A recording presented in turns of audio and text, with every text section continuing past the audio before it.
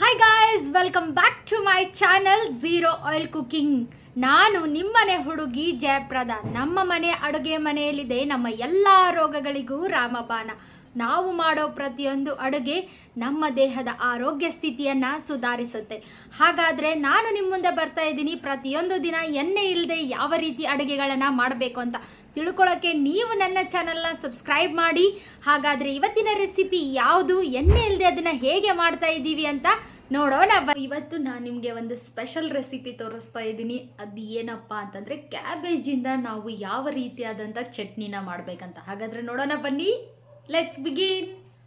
So ಫಸ್ಟಿಗೆ ನಾನಿಲ್ಲಿ ಕ್ಯಾಬೇಜ್ನ ಈ ಥರ ಉದ್ದುದ್ದಕ್ಕೆ ಕಟ್ ಮಾಡ್ಕೊಂಡಿದ್ದೀನಿ. ಸೊ ನೀವು ಯಾವ ಬೇಕಾದರೂ ಶೇಪಲ್ಲಿ ಇದನ್ನು ಕಟ್ ಮಾಡ್ಕೋಬೋದು. ಇದು ಟೇಸ್ಟಿಯಾಗಿರುತ್ತೆ, ದೋಸೆ, ಅನ್ನ ಎಲ್ಲ ಚಪಾತಿಗೂ ಕೂಡ ಚೆನ್ನಾಗಿರುತ್ತೆ. ಸೊ ಈ ರೀತಿ ಕಟ್ ಮಾಡ್ಕೊಂಡಿದ್ದೀನಿ. ಸೊ ಅದ್ರ ಜೊತೆ ನಾನಿಲ್ಲಿ ಸ್ವಲ್ಪ ನಿಂಬೆಹಣ್ಣಿನ ಗಾತ್ರದ ಹುಣಸೆ ಹಣ್ಣನ್ನು ನೆನೆ ಇಟ್ಕೊಂಡಿದ್ದೀನಿ.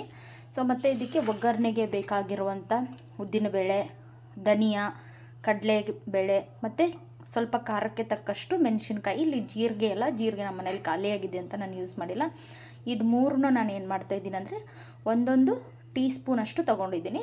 ಸೊ ಅದಕ್ಕೆ ನಾನಿಲ್ಲಿ ಮೀಡಿಯಮ್ ಸೈಜ್ನ ಒಂದು ದೊಡ್ಡ ಈರುಳ್ಳಿನ ಕಟ್ ಮಾಡ್ಕೊಂಡಿದ್ದೀನಿ. ಅದೇ ರೀತಿ 2 ಟೊಮ್ಯಾಟೊ, ಕರಿಬೇವು, ಬೆಳ್ಳುಳ್ಳಿ ಮತ್ತು ಶುಂಠಿನ ನಾನು ತೊಗೊಂಡಿದ್ದೀನಿ.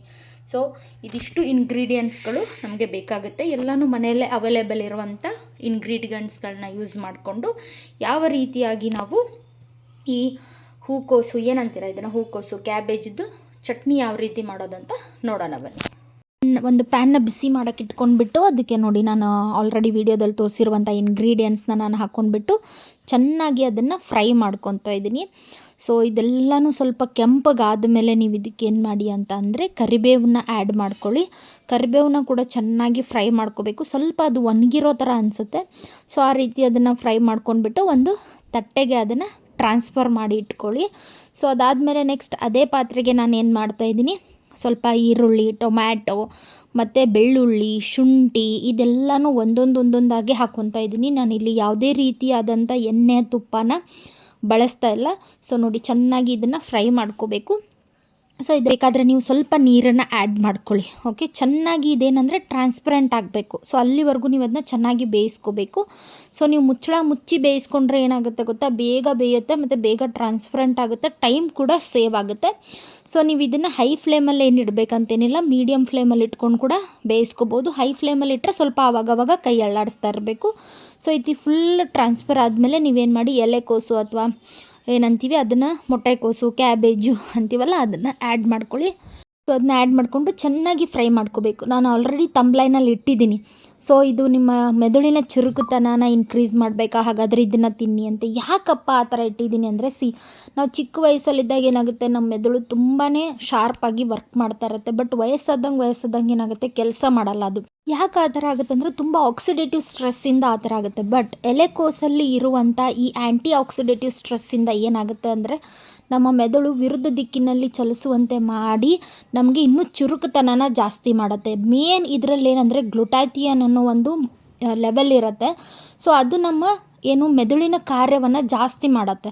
ಸೊ ಅದು ಮಕ್ಕಳಲ್ಲಿ ಜಾಸ್ತಿ ಇರುತ್ತೆ. ವಯಸ್ಸಾದವರಾದಂಗೆ ಏನಾಗುತ್ತೆ, ಅದು ಕಡಿಮೆ ಆಗ್ತಾ ಬರುತ್ತಿರುತ್ತೆ. ಅದಕ್ಕೆ ನಾವು ಇದನ್ನು ಸೇವಿಸೋದ್ರಿಂದ ಏನಾಗುತ್ತೆ, ಆ ಗ್ಲುಟಾಥಿಯೋನ್ ಅನ್ನೋ ಒಂದು ಲೆವೆಲ್ ಏನಾಗುತ್ತೆ ಹೆಚ್ಚಾಗಿ ವಯಸ್ಸಾದಾಗ ನಮ್ಮ ಮೆದುಳು ಕೂಡ ಚುರುಕಾಗಿ ಇದು ಮಾಡುತ್ತೆ. ಇನ್ನು ಗರ್ಭಿಣಿ ಸ್ತ್ರೀಯರಲ್ಲಿ ಇದು ತುಂಬಾ ಇಂಪಾರ್ಟೆಂಟ್. ಯಾಕಪ್ಪ ಅಂತ ಅಂದರೆ ತಾಯಿ ಮತ್ತು ಮಗುವಿನ ಆರೋಗ್ಯ, ಮಗುನ ಸಹಜ ಸ್ಥಿತಿಯಲ್ಲಿ ಕಾಪಾಡ್ಕೊಳ್ಳೋಕ್ಕೆ ಇದು ತುಂಬಾ ಇಂಪಾರ್ಟೆಂಟು.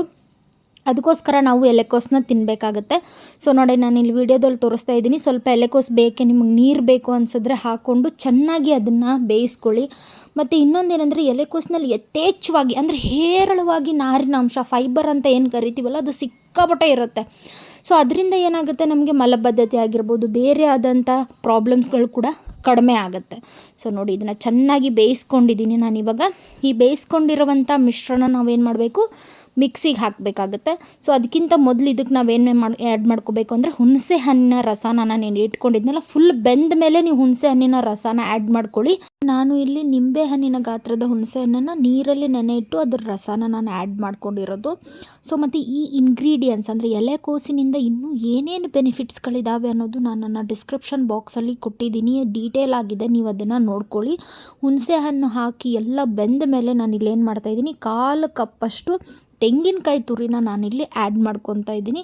ಇದು ಟೇಸ್ಟ್ಗೂ ಆಗಿರ್ಬೋದು, ಮತ್ತು ತೆಂಗಿನಕಾಯಿ ತುರಿಯಲ್ಲಿ ಏನಿರುತ್ತೆ ಅಂದರೆ ಒಳ್ಳೆ ಕೊಲೆಸ್ಟ್ರಾಲ್ ಇರುತ್ತೆ, ಅದು ನಮ್ಮ ದೇಹಕ್ಕೆ ತುಂಬಾ ಇಂಪಾರ್ಟೆಂಟು ಅನ್ನೋರಿಂದ ನಾನು ಇದು ಮಾಡ್ತಾಯಿದ್ದೀನಿ. ಮತ್ತು ಹೂಕೋಸು ಅಥವಾ ಎಲೆಕೋಸು ಏನಂತೀವಲ್ಲ, ಇದರಲ್ಲಿ ವಿಟಮಿನ್ ಸಿ ಜಾಸ್ತಿ ಇರೋದ್ರಿಂದ ರೋಗ ನಿರೋಧಕ ಶಕ್ತಿ ಕೂಡ ಜಾಸ್ತಿ ಇರುತ್ತೆ.